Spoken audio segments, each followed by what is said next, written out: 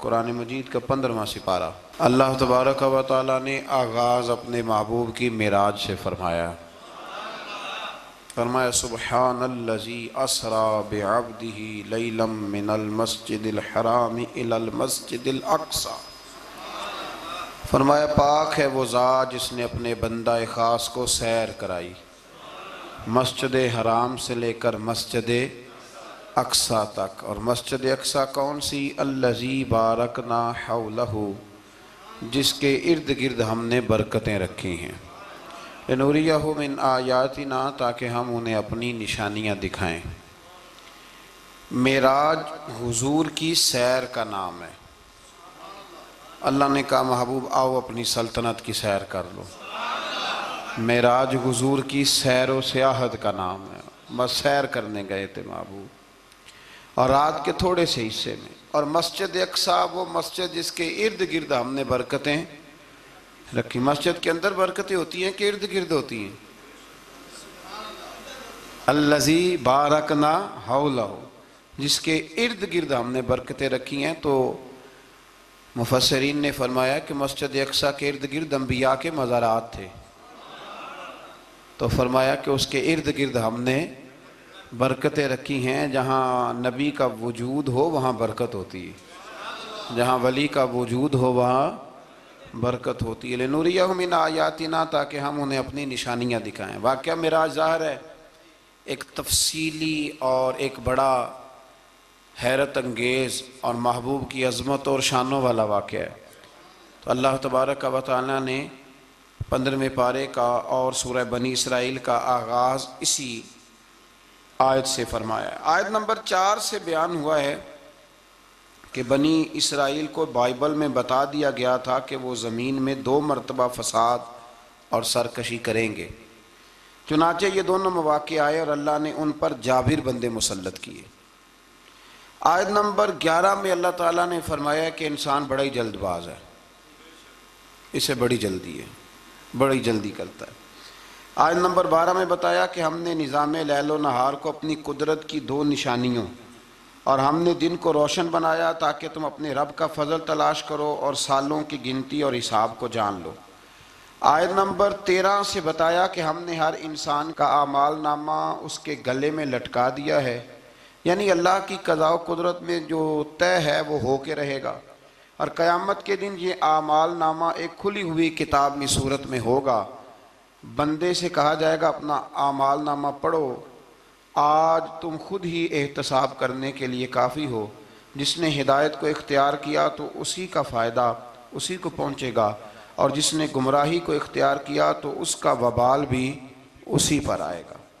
اور کوئی بوجھ اٹھانے والا دوسرے کا بوجھ نہیں اٹھائے گا، اور ہم اس وقت تک عذاب دینے والے نہیں جب تک کہ اتمام حجت کے لیے ہم رسول نہ بھیج دیں۔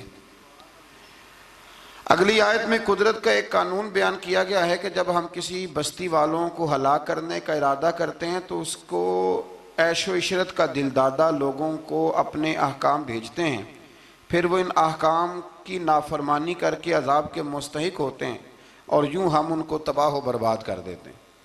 پہلے قومیں عیش میں پڑتی ہیں پھر تباہ ہوتی ہیں۔ اللہ تعالیٰ اپنے محبوب کی غلامی والی زندگی عطا فرمائے اللہ۔ آیت نمبر 18 میں فرمایا کہ جو صرف دنیا کے فائدے کا طلبگار ہو تو ہم اس کو اس دنیا میں جتنا چاہیں دے دیتے ہیں، اور پھر اس کا انجام جہنم ہوتا ہے۔ اللہ فرماتا ہے تو دنیا مانگے گا تو میں دے دوں گا، یہ نہیں کہ ملے گی نہیں، لیکن دنیا ملے گی، پھر جنت اللہ سے مانگیں ربنا آتنا فی الدنیا حسنہ وفی الآخرۃ حسنہ، یا اللہ دنیا بھی اچھی کر کے دے اور آخرت بھی ہمیں اچھی کر کے عطا فرما۔ آیت نمبر 21 میں ایک دوسرے پر دنیا میں فضیلت کا ذکر کرتے ہوئے فرمایا کہ آخرت کے بڑے بڑے درجے ہیں اور ان کی فضیلت بھی بہت بڑی ہے۔ آیت نمبر 23 میں والدین کے حقوق کی جانب متوجہ کرتے ہوئے فرمایا کہ تمہارے رب نے حکم دیا ہے کہ اس کے سوا کسی کی عبادت نہ کرو، اور ماں باپ کے ساتھ نیک سلوک کرو۔ اگر تمہاری زندگی میں وہ دونوں یا ان میں سے کوئی ایک بڑھاپے کو پہنچ جائے تو اس کو اف تک نہ کہو، ان کو جھڑکو بھی نہیں، اور ان کے ساتھ ادب سے بات کرو، اور ان کے لیے عاجزی اور رحم دلی کے بازو جھکائے رکھو، اور یہ دعا کرو کہ اے میرے رب ان پر رحم فرما جیسا کہ انہوں نے بچپن میں رحم کے ساتھ میری پرورش فرمائی تھی۔ آیت نمبر 26 میں قرابت داروں، مسکینوں اور مسافروں کے حقوق ادا کرنے اور فضول خرچی سے اجتناب کا حکم ہے، اور یہ کہ فضول خرچی کرنے والے شیطان کے بھائی ہیں، اور اگر بسبب تنگ دستی خرچ نہ کر سکو تو ان سے نرم بات ہی کر لو۔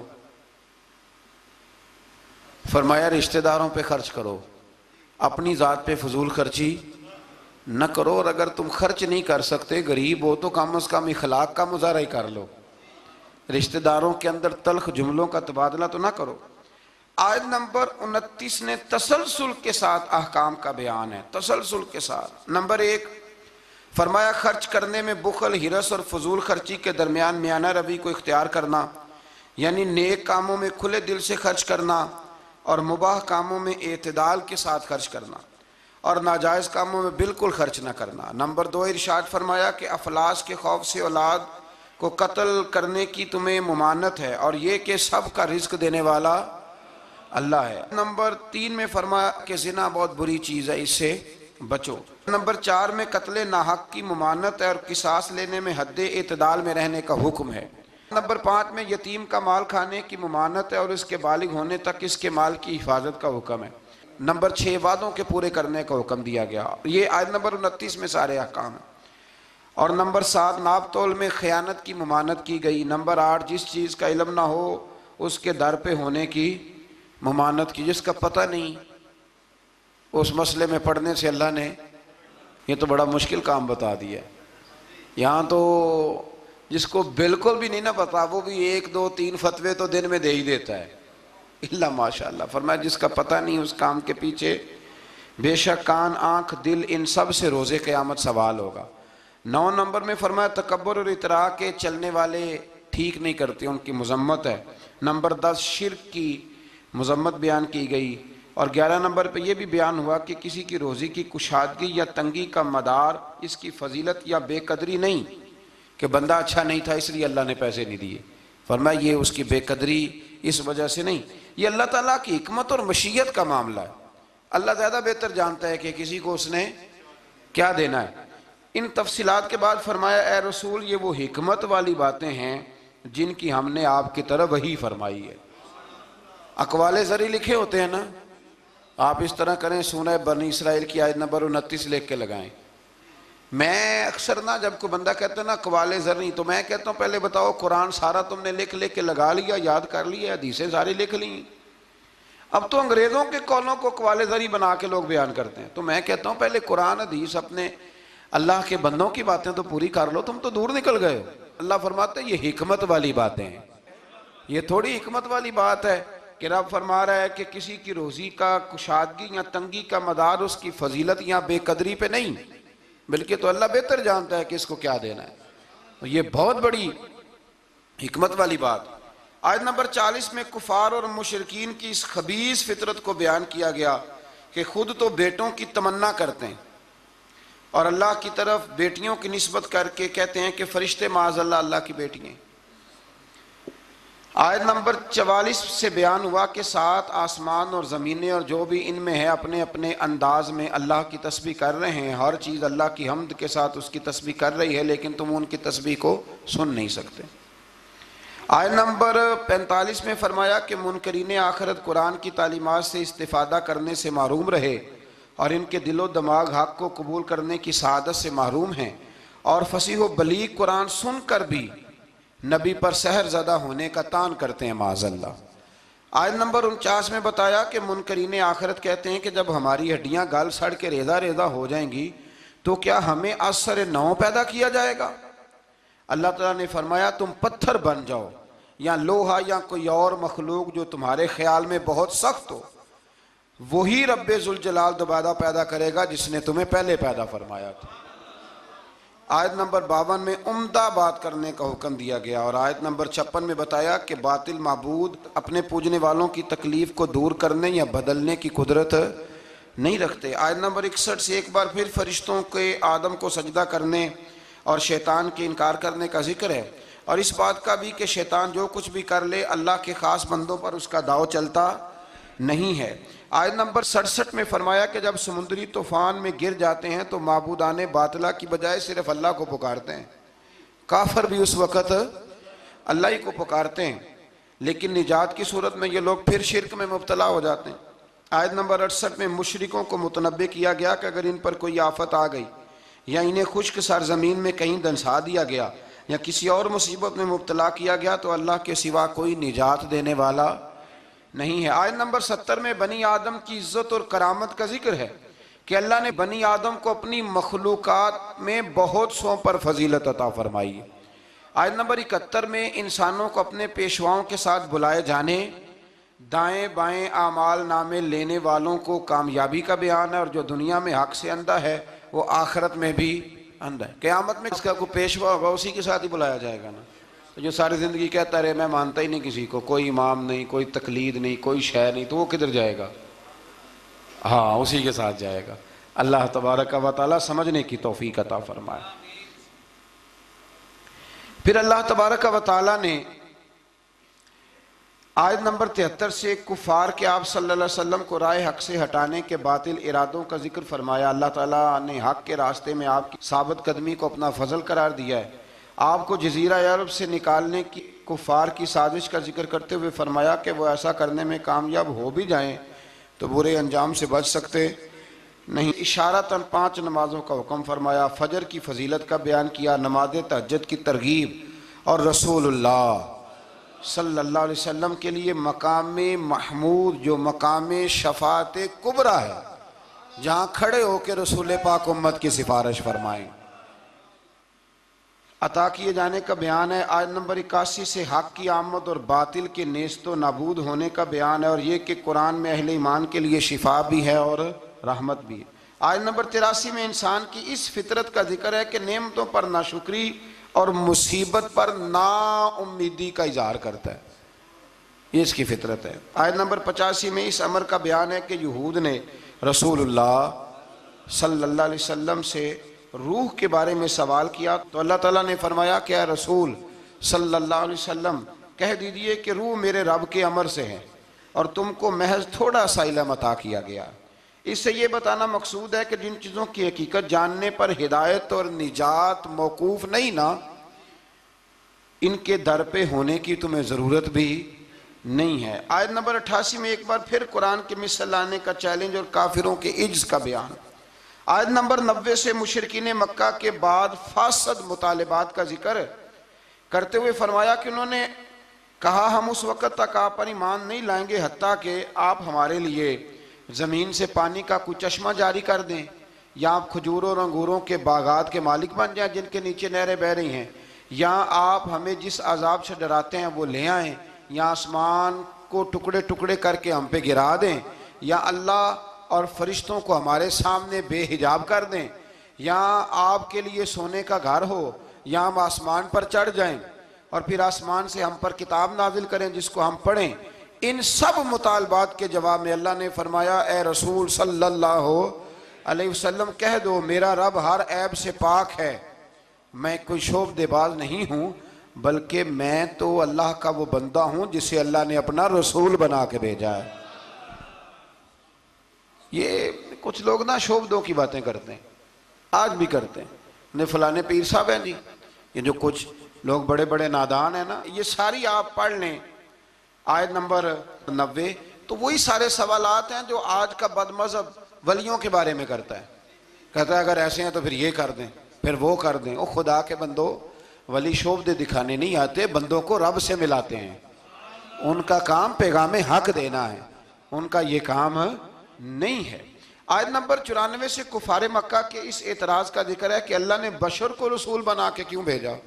استغفر اللہ، یعنی کوئی فرشتہ کیوں نہیں بھیجا؟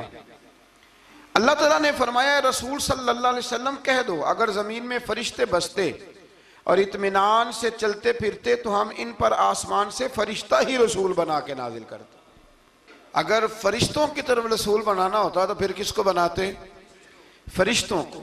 یعنی نبی اور رسول جس مخلوق کی طرف مبعوث ہوئے اسی کے جن سے ہوتے ہیں.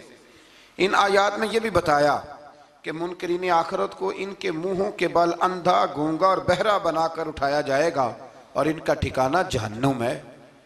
آیت نمبر 100 میں فرمایا کہ آپ کہیے اگر بالفرض تم میرے رب کی رحمت کے خزانوں کے مالک ہوتے تو تم خرچ کے ڈر سے ان کو روکے رکھتے، اور دراصل انسان ہے ہی بخیل، یہ کنجوس ہے، یہ اللہ کی دی ہوئی توفیق سے بھی اس کے رستے میں خرچ کرنے کو تیار نہیں ہوتا۔ آیت نمبر 101 سے موسیٰ علیہ السلام کو 9 معجزات عطا کیے جانے، فرعون کا آپ کو ساحر کہنے، فرعون کے غرق ہونے اور بنی اسرائیل کے زمین میں آباد ہونے کا ذکر ہے۔ آیت نمبر 105 میں قرآن مجید کو بتدریج تھوڑا تھوڑا نازل کر کے نازل کرنے کی حکمت یہ بتائی گئی کہ رسول ان پر ٹھہر ٹھہر کے پڑھیں گے، ان کے لیے قرآن کو سمجھنے میں آسانی ہوگی۔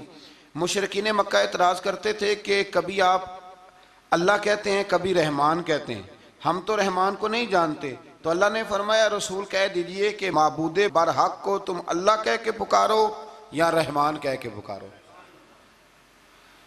تم اسے جس نام سے بھی پکارو گے سب اسی کے نام ہیں، اور اسے پکارنے میں میانہ روی سے کام لو۔ آخری آیت میں فرمایا کہ اللہ کی نہ کوئی اولاد ہے، نہ کوئی اس کی سلطنت میں اس کا شریک ہے، نہ اسے کسی مددگار کی ضرورت ہے، اور آپ اس کی کبریائی کو بیان کرتے رہیے۔ آگے شروع ہو جاتی ہے سورہ کہف۔ اصحاب کہف کا نام تو سنا ہے نا ماشاءاللہ آپ حضرات۔ پہلے اس کی فضیلت میں ایک حدیث نہ بیان کروں؟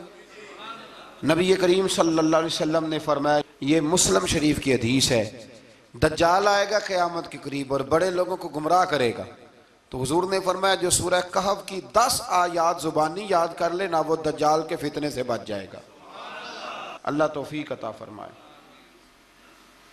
اس سورہ مبارکہ کی آیت نمبر 9 سے اصحاب کہف کا ذکر شروع ہوتا ہے۔ اصحاب کہف، جب حضرت عیسیٰ علیہ السلام کو اللہ کریم نے چوتھے آسمان پہ بلا لیا نا، تو دقیانوس نام کا ایک بادشاہ ہوا بنی اسرائیل کے اندر، بڑا ظالم تھا، اس نے گمراہی پھیلا دی، اور جو لوگ معاذ اللہ کفر اور شرک نہیں کرتے تھے انہیں قتل کروا دیتا تھا۔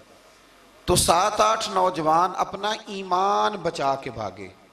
او ہو اللہ اکبر، ساری دنیا مال بچا کے بھاگتی، وہ 7-8 نوجوان اپنا ایمان بچا کے بھاگے کہ یہ ہمیں کہیں کفر کی طرف نہ لوٹا دے، تو جا کے ایک غار کے اندر چلے گئے، تو ایک کتا بھی ان کے ساتھ ہو گیا۔ انہیں کتے کو بڑے روڑے مارے کہ یہ اگر بھونکے گا آواز نکالے گا تو ہم پکڑے جائیں گے، ہم نے تو چھپنا ہے، پر اس کو نہ ولیوں سے پیار ہو گیا تھا، اس نے کہا بھگاؤ جتنا مرضی مجھے، فطرت میری ہے کہ میں بھونکتا ہوں، پر جب اللہ کے ولی ہوں تو پھر میں ادب کرتا ہوں۔ یہ قرآنی واقعہ ہے۔ اچھا، یہ عین وہ واقعہ ہے قرآن مجید کا کہ جو بہت ساری چیزوں پر ویسے ہی نص ہے اور بہت ساری زبانیں ویسے ہی گنگ ہو جاتی۔ تو وہ 6-7 لوگ تھے، وہ چلے گئے غار کے اندر، جا کے انہوں نے پناہ لے لی۔ بادشاہ کو پتہ چل گیا کہ غار کے اندر ہے۔ اچھا، اللہ کی قدرت، جیسے ہی داخل ہوئے انہیں نیند آ گئی، یہ سو گئے۔ اور قرآن مجید کہتا ہے، قرآن مجید کے یہ لفظ ہیں کہ کتا غار کے منہ پر بازو پھیلا کے بیٹھ گیا، گویا اپنے مالکوں کی خدمت کر رہا ہے۔ اب میاں صاحب کی ایک بات کر لیں درمیان میں۔ میاں صاحب فرماتے ہیں جنہ تناں وچ عشق نہ رچیا، کتے ہونا تھی چنگے، اور چلو مالک دیکھ کر راکھی کر دے، صابر بھوکے ننگے۔ یہ دیکھو نا کہ اتنا تو ان کے اندر بھی کمال ہے، اپنے نا دونوں بازو پھیلا کے، کتا بھی غار پہ بیٹھ گیا، ان کو نیند آ گئی۔ بادشاہ نے پتہ کرایا، کہاں بھاگ کے گئے؟ تو کہا وہ غار کے اندر ہیں۔ بادشاہ کہنے لگا کہ ان کی سزا یہ ہے کہ ایک دیوار چن دو غار کے منہ میں، غار کوئی بند کر دو۔ جس بندے کی ڈیوٹی لگائی نا غار چننے کی، بندہ بڑا نیک تھا، اس کو دیوار بنانے کا ذمہ دیا، اس نے نا دیوار بھی بنائی اور ایک تختی پہ نا سب کے نام لکھے، اور وہ تختی ایک صندوق میں رکھ کے وہاں بند کر دی، اور اسی طرح کی ایک تختی اس کے نیچے لکھا کہ ایک تختی ان کے ناموں کی نا میں مال خزانہ میں بھی بند کر رہا ہوں۔ اللہ تبارک و تعالیٰ کی قدرت کے بعد مفسرین نے لکھا ہے وہ 100 سال تک سوئے رہے، اور بعض نے لکھا ہے کہ 300 سال تک سوئے رہے۔ 300 سال کے بعد اس طرح ہوا کہ حکومتیں بدل گئیں۔ بیدروس نام کا ایک بادشاہ آ گیا، وہ بڑا نیک دل تھا، اس نے ہر طرف حضرت عیسیٰ علیہ السلام کی شریعت کا پھر سے نعرہ بلند کیا۔ اب نا کچھ لوگ ایسے تھے جو منکر ہو گئے تھے کہ مرنے کے بعد دوبارہ کیسے اٹھیں گے۔ بادشاہ ایک دن حجرے میں گیا، جا کے دعا مانگی، یا اللہ کوئی ایسی بات دکھا جس سے لوگوں کا ایمان پکا ہو جائے۔ اس طرح کے بھی بادشاہ ہوا کرتے تھے. تو رب کریم نے کہا میں نے تو پہلے یہ راز چھپا کے رکھا ہوا ہے, کھول دیتے ہیں. اس نے دعا مانگی, اور ادھر کیا معاملہ ہوا, ایک چرواہا بکریاں چرانے والا وہاں سے گزرا. اس نے سوچا یہ دیوار ہے, اگر اس کا منہ کھول لوں نا کبھی تو میری بکریاں یہاں تھوڑا سا دھوپ کے اندر سستا لیا کریں گی. اس چرواہے نے کیا کیا کہ اس نے وہ دیوار گرائی تاکہ میری بکریاں اندر جایا کریں. وہ دیوار گرائی تو اس نے اندر 6-7 لوگ سوئے ہوئے دیکھے اور کتا بھی سویا ہوا دیکھا. اللہ تبارک و تعالیٰ اپنی قدرت سے, اپنے فضل سے ان کی کروٹیں بھی بدلتا رہا. اپنی قدرت سے ایک طرف انسان پڑا رہے نا تو اعضاء گل جاتے ہیں, ان کی کروٹیں بھی بدلی جاتی, مناسب روشنی بھی دی جاتی اور حرارت بھی. اس نے دیوار گرائی تو ان کی آنکھ کھل گئی. ایک دوسرے سے کہنے لگے آج تو بڑی گہری نیند سوئے ہیں یار, آج تو لمبی نیند ہی پوری کر لی. چلو بھوک بڑی لگی ہے, ایک دوست کو بھیجو. یہ سارا واقعہ قرآن مجید میں موجود ہے, میں اپنے لفظوں میں بیان کر رہا ہوں. جاؤ ایک دوست کو بھیجو بازار سے نا کھانا لے آئے. پیسے وہی 300 سال پرانی کرنسی. وہ جب نان بھائی کی دکان پہ گیا نا سامان لینے, اس کو پیسے دیے تو نان بھائی نے ہاتھ پکڑ لیا, کہنے لگا میاں تو کدھر سے آیا, یہ کون سے پیسے ہیں؟ اس نے کہا پیسے کاہے کہ میں بھی سوچ رہا ہوں کہ حالات بدلے ہیں, سارے حضرت عیسیٰ کا کلمہ پڑھ رہے ہیں, ماحول اور ہے. اس نے کہا تیرے ہاتھ کوئی خزانہ لگ گیا ہے. یہ تو ہم نام سنتے تھے کہ یہاں کوئی دقیانوس نام کا بادشاہ رہے, کوئی خزانہ, بتا کہاں سے لیے. شور ہوا, حاکم شہر تک خبر پہنچی, بادشاہ تک پہنچی. اس نے بتایا کہ بھئی ہم تو دقیانوس کے ڈر سے بھاگے ہیں, کل بھاگے ہیں یا آج سویرے, اتنا زیادہ ہمیں پتہ نہیں, کل یا آج سویرے بس نا. اتنا سا ہمیں یاد ہے کہ ہم گئے تھے. بہرحال لوگ جمع ہو گئے, اکٹھے ہو گئے, غار تک پہنچے. اب جو غار کے اندر تھے وہ پتہ کہتے ہیں لگتا ہے ہمارا دوست پکڑا گیا ہے. پکڑا گیا ہے تو اب بندے جمع ہو گئے. وہ اندر ڈر رہے تھے, تسبیح کر رہے تھے, اللہ کو یاد کر رہے تھے. ادھر یہ پہنچ گیا. جب ان لوگوں نے یہ جیتا جاگتا رب کے فضل کا نمونہ دیکھا اور بادشاہ نے کہا کہ یہ کیا ہے, صندوق کھولا تو اس کے اندر وہ تختی لکھی تھی کہ یہ ان کے نام ہے, یہ دقیانوس سے ڈر کے بھاگے ہوئے ہیں, یہاں یہ سو رہے ہیں, اور اسی کی ایک تختی میں نے فلان جگہ بھی دفن کیا, وہ تختی بھی وہاں سے نکل آئی. اب سب لوگوں کی آنکھوں میں آنسو آئے اور سب کہنے لگے لا الہ الا اللہ, لا الہ الا اللہ, لا الہ الا اللہ. سب کہنے لگے ان اللہ علی کل شیء قدیر. جب ان کی بات پوری ہو گئی, لوگوں کے ایمان پختہ ہو گئے, تو اصحاب کہف کہنے لگے کہ ہمیں اب اجازت ہے, ہم پھر دوبارہ غار میں جاتے ہیں. وہ غار میں گئے تو رب نے پھر انہیں موت عطا فرمائی, نیند عطا فرمائی, تحفہ دیا. بادشاہ نے پھر اس کے آگے دیوار بنائی اور وہاں بادشاہ نے ایک مسجد تعمیر کرا دی, لوگ زیارت کرنے جاتے. یہ اصحاب کہف کا ذکر ہے. اب یہاں ہمارے مفسرین نے لکھا ہے کہ وہ جو کتا تھا نا وہ بھی ساتھ ہی تھا. اللہ قیامت والے دن اسے انسانی, یا تو انسانی شکل ملے گی یا جیسے رب کا فضل ہوگا رب کریم اسے بھی جنت عطا فرمائے گا. اس نے تبلیغ کی, دین کی, اس نے کیا کیا, تبلیغ کی, نمازیں پڑھی, روزے رکھے, حج کیا, 10 ہوتے صحیح اس کیتا کی. اسی آکھیے نا خدا کے فضل سے ہم پر ہے سایہ غوث اعظم کا, ہمیں دونوں جہاں میں ہے سہارا غوث اعظم کا. لوگ پریشان ہو جاتے ہیں, کہتے ہیں کس طرح کی بات کرتے ہو, تو میں نے کہا اصل میں تیرا عقیدہ کچا ہے. وہاں تو کتا چلا جائے ولی کے پاس تو رب اسے جنت دے دیتا ہے, تو جیگتا جاتا مومن جائے تو اللہ کیوں فضل نہیں فرماتا. اس سے آگے نا پھر آیت نمبر 32 ہے, اس میں اللہ تبارک و تعالیٰ نے 2 لوگوں کا واقعہ بیان کیا ہے. فرمایا ایک شخص کے انگوروں کے باغات تھے اور چاروں طرف سے انہیں کھجوروں کے درختوں نے گھیر رکھا تھا, اور درمیان میں کھیتی بھی تھی اور بیچ میں دریا بھی بہہ رہا تھا, اور ان باغات نے بہت عمدہ فصل دی. ایک دن یہ شخص اپنے ساتھی سے کہنے لگا میرا مال اور افرادی قوت تم سے زیادہ ہے, مجھے یقین ہے کہ یہ باغ کبھی برباد نہیں ہوگا. اول تو مجھے قیامت کا یقین ہی نہیں معاذ اللہ, لیکن اگر قیامت آئی تو مجھے وہاں سے بھی بہتر مال ملے گا. اس کے دوسرے ساتھی نے کہا تو اپنی اصل کو بھول گیا ہے اور تو نے اپنے خالق کی ناشکری کی جو کہ وحدہ لا شریک ہے. اگر تم نے باغ میں داخل ہوتے وقت ماشاءاللہ لا قوت الا باللہ کہہ دیا ہوتا تو یہ تمہارے حق میں بہتر ہوتا. اگرچہ مال اور اولاد میں تم سے کم ہوں, لیکن میرا ایمان یہ ہے کہ اللہ تعالیٰ مجھے اس سے بہتر نعمت عطا کرے گا، اور آسمان سے کوئی آفت آئی اور تمہارا باغ تباہ و برباد ہو جائے گا، یا اگر اس کا پانی زمین میں دھس گیا تو پھر تم اسے تلاش نہ کر پاؤ گے، بالآخر اس شخص کا باغ برباد ہو گیا۔ وہ جو کہتا تھا نا مجھے یقین نہیں قیامت نہیں آئے گی، اس کا باغ ہی، اور وہ کف افسوس ملتے ہوئے کہنے لگا کاش میں نے شرک نہ کیا ہوتا، لیکن پھر اس کا کوئی نہ مددگار تھا اور نہ حمایتی۔ آیت نمبر 45 میں اللہ تعالیٰ نے دنیا کی زندگی کی ناپائیداری کو ایک مثال سے بیان فرمایا کہ آسمان سے بارش نازل ہوئی، گھنا سبزہ نکلا، پھر وہ سوکھ کر چورا چورا ہو گیا، جسے ہوا اڑا کے لے گئی، مال اور بیٹے تو محض جیتی دنیا کا سنگار ہے۔ جب تک تم زندہ ہو تب تک مال بھی ہیں اور بیٹے بھی ہیں، والباقیات الصالحات، ہاں اگر کچھ ہے باقی رہے گی تو تمہارے اچھے اعمال باقی رہیں گے، اور اگر اولاد نیک ہوئی تو وہ بھی باقیات الصالحات میں شامل ہو جائے گی۔ آیت نمبر 47 سے فرمایا کہ قیامت کے دن تمام روئے زمین پر ایک کھلے میدان کی صورت میں ہوگا، سب لوگ صف باندھے رب کے حضور اکیلے حاضر ہوں گے اور اپنے اعمال ناموں کو دیکھ کر خوف زدہ ہوں گے، کہیں گے ہائے افسوس اس اعمال نامے کو کیا ہوا، اس نے نہ کوئی صغیرہ گناہ چھوڑا نہ کبیرہ، مگر سب کو شمار کیا۔ آیت نمبر 50 میں حضرت آدم علیہ السلام کو فرشتوں کے سجدہ، ابلیس کی نافرمانی اور شیطان اور اس کی ذریت کے انسان کے دشمن ہونے کا بیان ہے۔ آگے پھر ذکر شروع ہو جاتا ہے حضرت موسیٰ علیہ السلام اور حضرت خضر علیہ السلام کا۔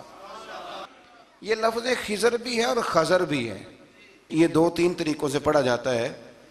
حضرت خضر کے بارے میں مختلف روایات ہیں کہ یہ ولی ہیں کہ نبی ہیں، لیکن مضبوط رائے اکثر بزرگوں کی یہی ہے کہ یہ بھی اللہ کے نبی ہیں، اور بعض نے لکھا ہے یہ ہمیشہ سے زندہ ہیں۔ یہ دو اللہ کے نبی حضرت الیاس علیہ السلام اور حضرت خضر علیہ السلام، یہ دونوں ہر سال حج میں بھی جاتے ہیں، ہر سال حج میں بھی جاتے ہیں، کیونکہ ایک روایت ملتی ہے کہ محبوب کریم علیہ السلام حج پہ گئے تو فرمایا میں الیاس اور خضر کو پہاڑوں سے اترتے ہوئے دیکھ رہا ہوں۔ تو جن کو اللہ نے کھلی آنکھیں دی ہوتی ہیں پھر انہیں زیارت بھی ہوتی ہے، انہیں یہ نظر بھی آتے ہیں۔ حضرت خضر علیہ السلام کو اللہ نے علم لدنی عطا فرمایا۔ یہ علم لدنی اللہ جس کو اپنے پاس سے عطا کر دے اس کو علم لدنی کہتے ہیں۔ حضرت موسیٰ علیہ السلام ایک دن تقریر کرتے ہوئے کسی نے پوچھا کہ آپ سب سے بڑے عالم ہیں، فرمایا الحمدللہ۔ تو اللہ کریم نے فرمایا نہیں ہے موسیٰ کلیم آپ سے بڑے بڑے بھی ہیں، بڑے بڑے لوگ ہیں۔ ہمارے ہاں مسئلہ ہے پا نہ پڑی، اور لوگ مناظرہ کرنے آتے ہیں، کئی دفعہ لوگ نا مسئلہ بتاتے ہیں تو میں کہتا ہوں جناب آپ نے بتا دیا کہ اب آپ نے حکم کرنا ہے، اب آپ نے حکم کرنا ہے۔ کبھی کبھی کچھ لوگ ایسی باتیں کرتے ہیں وہ جی آپ ایک بندے کا نام لیتے ہیں ذکر کرتے ہیں، تو میں نے کہا چلو ہم نے بھی کہیں کچھ پڑھا ہی ہوگا نا تبھی تو ذکر کرتے ہیں، لیکن جو آتے ہیں نا لوگ وہ مشورہ تمہارے دور میں ہے ہی نہیں، جس نے جو لائن پڑھ لیا ہے وہ اس پہ پکا ہو گیا، سارا نہیں نہ پڑھا، سارا پڑھے پھر بات سمجھ میں آتی ہے۔ حضرت موسیٰ کلیم اللہ کے نبی ہیں، اور کیا بات ہے ان کی، اور یہ بھی اللہ کا فضل ہوا حضرت موسیٰ نے یہ بات کی تبھی تو ہمیں اتنی شاندار حکمتوں کے پھول ملے، یہ بھی حضرت موسیٰ کا ہی کمال ہے۔ تو حضرت موسیٰ نے کہا کہ اے اللہ وہ جو مجھ سے بڑا ہے عالم ہے وہ کہاں ملے گا جس سے میں حکمت کی بات سیکھوں، تو فرمایا جہاں مجمع البحرین ہے نا دو دریا ملتے ہیں وہاں وہ ملے گا۔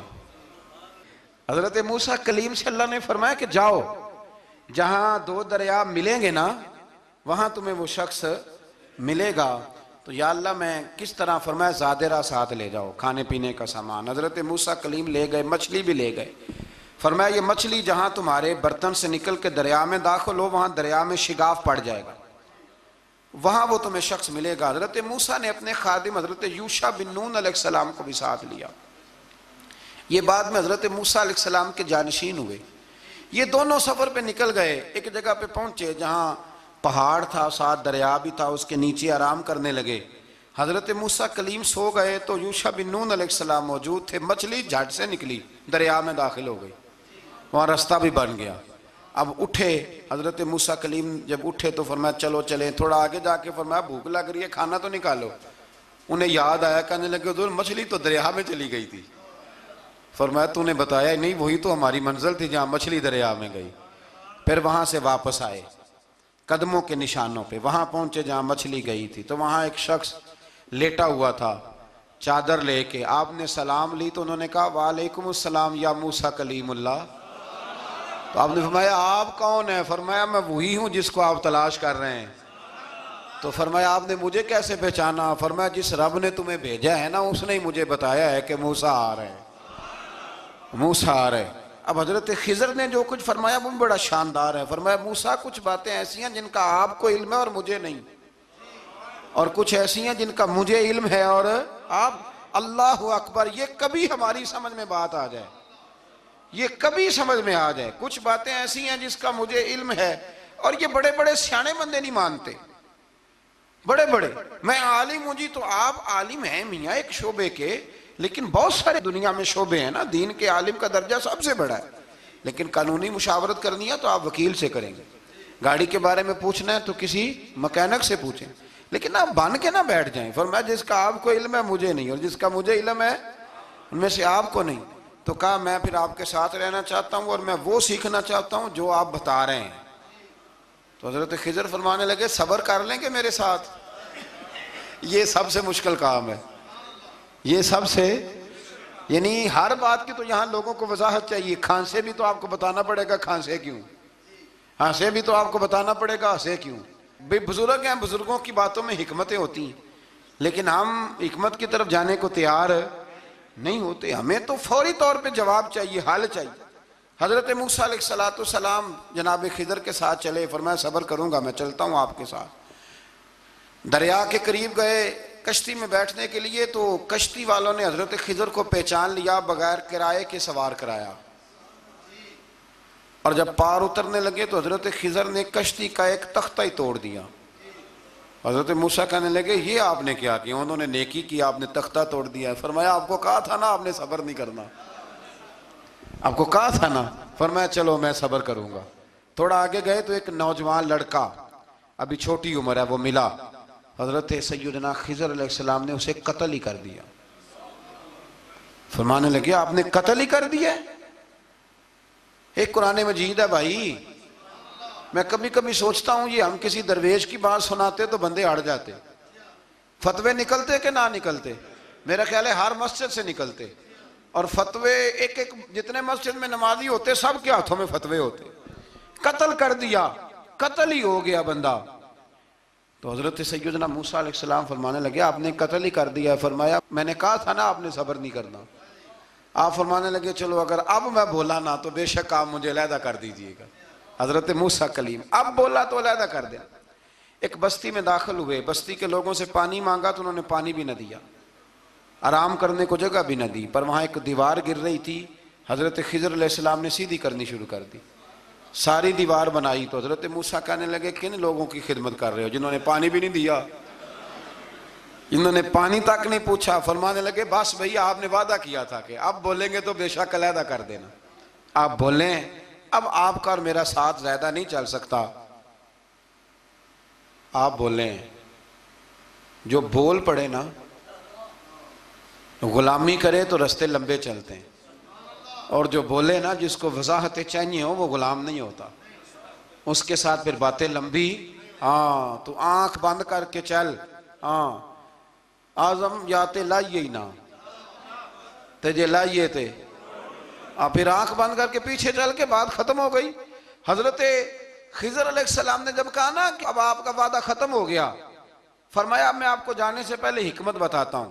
یہ وہ علم ہے جو اللہ نے مجھے اپنے پاس سے عطا فرمایا ہے. یہ وہ ہے جو علم لدنی ہے. کہا جناب کیا مطلب؟ فرمایا وہ جو میں نے تختہ توڑا تھا نا، تو یہ مسکین بچے ہیں جن کی کشتی تھی، تو دریا کے اس پار بادشاہ کھڑا تھا. وہ جو صحیح صحیح کشتیاں ہوتی تھی قبضے کر لیتا تھا، اور جو تھوڑی سی ٹوٹی پھوٹی ہوتی تھی نا وہ چھوڑ دیا کرتا تھا. تو میں نے تھوڑی سی کشتی ان کی اس لیے توڑ دی ہے تاکہ دیکھے گا تو چھوڑ دے گا، اس لیے میں نے بھلا کیا ہے. اور فرمایا وہ جو بچہ میں نے قتل کیا نا وہ شروع سے ہی کفر کا دل دادا تھا. اس کے ماں باپ نیک تھے. اگر بڑا ہوتا جوان ہوتا تو ہو سکتا ہے ماں باپ کو بھی کفر میں مبتلا کر دیتا. اب اس کے بدلے اللہ انہیں صالح بیٹا عطا فرمائے گا. تو یہ بھی میں نے اللہ کے دیے ہوئے علم سے کیا. اور فرمایا یہ جو دیوار میں نے نبی ہو کے یا ولی ہو کے مزدوری کر کے دیوار بنائی ہے نا، اللہ اکبر. فرمایا یہ دیوار عام لوگوں کی نہیں، یہ یتیم بچوں کا خزانہ ہے دیوار کے نیچے، یہ گر جاتی تو خزانہ ظاہر ہو جاتا، اور بچائی اس لیے ہے کہ وَكَانَ أَبُوهُمَا صَالِحًا، ان بچوں کا باپ نیک آدمی تھا، ان کا باپ۔ قاضی ثناء اللہ صاحب پانی پتی فرماتے ہیں ڈائریکٹ باپ نہیں تھا، 7ویں نسل میں جا کے باپ بنتا تھا۔ سن لیں یہ بھی بات، ایک بندہ نیک ہو تو اس کی 7 نسلوں تک رب خزانوں کی بھی حفاظت فرماتا ہے۔ اب آپ اندازہ فرمائیں کہ بات کتنی دور تک جاتی ہے۔ بزرگوں کی باتوں میں نا حکمتیں ہوتی ہیں، دانائیاں ہوتی ہیں۔ یہ طریقت کے جو لوگ ہوتے ہیں انہیں سبق یہ دیا جاتا ہے کہ آمنا وصدقنا، ماننا ہے اور تصدیق کرنی۔ ہمارا معاملہ یہ ہے کہ یہاں وضاحت دینی پڑتی ہے۔ وہ جی وہاں کیا ہوا تھا، وہ جو گاڑی آپ کے پاس ہے تو وہ کہاں سے آئی، تو وہ جو کل آپ نیا جوڑا پہن کے آئے تھے تو وہ کدھر سے آیا۔ تو جو لوگ وضاحتیں مانگتے ہیں وہ اپنے نہیں ہوتے، ان کا غلامی کا رشتہ نہیں ہوتا۔ حبیب اور ہوتا ہے، شریک اور ہوتا ہے۔ شریک وضاحتیں مانگتے ہیں، حبیب محبت کرتے ہیں۔ ہمارا آج سب سے بڑا المیہ یہ ہے، سب سے بڑا، کہ ہم کسی حکمت کے تحت کوئی بندہ اگر کوئی کام کر رہا ہے تو مجبوری ہے کہ ہمیں وہ حکمت بتائی جائے، ایسا نہ کریں۔ یہ طریقہ حضرت غوث اعظم رضی اللہ تعالیٰ عنہ، حضور غوث پاک رضی اللہ تعالیٰ عنہ کو ایک شخص ملنے آ گیا۔ ملا علی قاری نے لکھا ہے، آپ کے ایک مرید نے کہا چل میرے پیر سے ملنے، کہنے لگا میں نہیں جاتا ملنے کسی پیر شیر سے، کہا نہیں آؤ تو صحیح۔ وہ آیا نہ تو اس نے دیکھا کہ 50 گھوڑے عربی نسل کے کھڑے ہیں غوث پاک کے دروازے، موٹے تازے چوڑے عربی نسل کے گھوڑے۔ اس کے ذہن میں خیال آیا، کہنے لگا یار سواری کے لیے اگر رکھے ہیں تو ایک بھی کافی تھا، 50 کی کیا ضرورت تھی۔ اللہ اکبر۔ اب واقعی 50 کھڑے تھے، مرید کے پاس جواب ہی کوئی نہیں تھا، کہنے لگا یار پتہ مجھے بھی کوئی نہیں، لیکن حضرت صاحب نے رکھے ہیں تو حکمت ضرور کوئی ہوگی، حکمت ضرور کوئی، اس کی کوئی حکمت ہوگی۔ اللہ اکبر۔ وہ چلے گئے واپس۔ وہ روز تنقید کرتا، کیسا تیرا پیر ہے 50 گھوڑے رکھے ہوئے، کیسے تیرا پیر ہے 50 گھوڑے رکھے ہوئے۔ کچھ دن گزرے تو ملا علی قاری کہتے ہیں وہ اعتراض کرنے والے کے پیٹ میں کوئی تکلیف ہوئی، بغداد کے سب سے بڑے طبیب کے پاس گیا۔ اس نے کہا تیرا تو جگر تباہ ہو گیا ہے، عربی نسل کا ایک گھوڑا چاہیے، اس کو ذبح کریں گے، اس کا جگر نکالیں گے، اس کی دوائی بنا کے تجھے کھلائیں گے، اور 50 گھوڑے ہوں گے تو تو بچے گا۔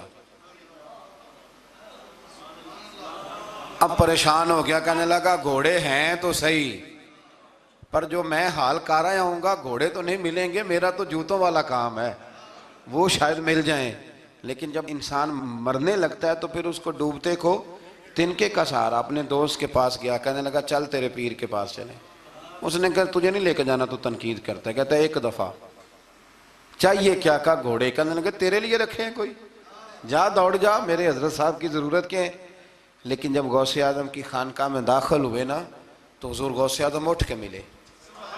اللہ والے دلوں میں باتیں نہیں رکھتے، ماتھا چوما اور فرمانے لگے میاں تو ایک دن نا میری گلی سے گزر رہا تھا تو میری تیرے اوپر نظر پڑی، تو مجھے نظر آیا تو بیمار ہوگا، اور تیرا علاج عربی نسل کے 50 گھوڑوں کی وجہ سے ہوگا، تو میں نے تیرے لیے لا کے کھڑے کیے ہوئے ہیں، تیرے لیے ہی کھڑے کیے ہیں۔ اب تو نا گھر بھی لے جانے کی ضرورت نہیں، چارہ بھی میرے مرید ہی ڈال دیا کریں گے۔ تو اس طرح کرنا، روز آنا ایک گھوڑا لے جانا، پھر اگلے دن آنا تو دوسرا۔ وہ خدا کے بندے تیرے لیے رکھے تھے، تو تنقید کر رہا ہے۔ اللہ کے بندے پردہ پوش ہوتے ہیں۔ ہاں شرط یہ ہے کہ وہ بندہ صالح ہو، دیندار ہو، وہ والا پیر نہ ہو جو نماز بھی نہ پڑھے اور گھوڑے 15 رکھے ہوئے ہوں اس نے، وہ والا معاملہ نہ ہو۔ تو میرے عزیز یہ یاد رکھیں کہ اللہ تبارک و تعالیٰ کا بندہ جب آپ کا روحانی علاج کرتا ہے نا، روحانی علاج سے مطلب جادو ٹونے کا علاج نہیں، روحانی علاج وہ ہوتا ہے کہ میرے گناہوں کا علاج ہو جائے، حسد بغض کینہ عداوت یہ نکل جائے۔ تو وہ کچھ ایسے نسخے بتاتا ہے جو سمجھ میں مرید کی نہیں آتے، لیکن وہ ضروری ہوتے ہیں۔ انہی نسخوں کو استعمال کرنے سے انسان کا فائدہ ہوتا ہے۔ جی کرنے والے لوگ ہمیشہ کامیاب رہتے ہیں، وہ ماں باپ کے آگے کریں، استاد کے آگے کریں، شیخ کے آگے کریں۔ اور جن کو وضاحتوں کی ضرورت ہوتی ہے، ہاں ایک شرعی بات ضرور ہے، وہ ضرور سن لیں۔ اگر آپ کو کہیں کچھ شرعی قباحت نظر آئے جو قرآن و سنت سے ٹکراتی ہو تو وہ آپ پر فرض ہے آپ اپنے مرشد سے پوچھیں۔ کتنی بڑی بات کر رہا ہوں، یعنی جو چیز قرآن و سنت سے ٹکرا رہی ہو اس کی وضاحت طلب کرنا ضروری ہوتا ہے، اور جو دین سے نہ ٹکرائے اس پر آپ وضاحتیں پوچھتے ہیں تو پھر اس کا مطلب ہے کہ آپ علاج کرانے میں سنجیدہ نہیں ہیں۔ اللہ تعالیٰ قرآن مجید کو سمجھنے کی توفیق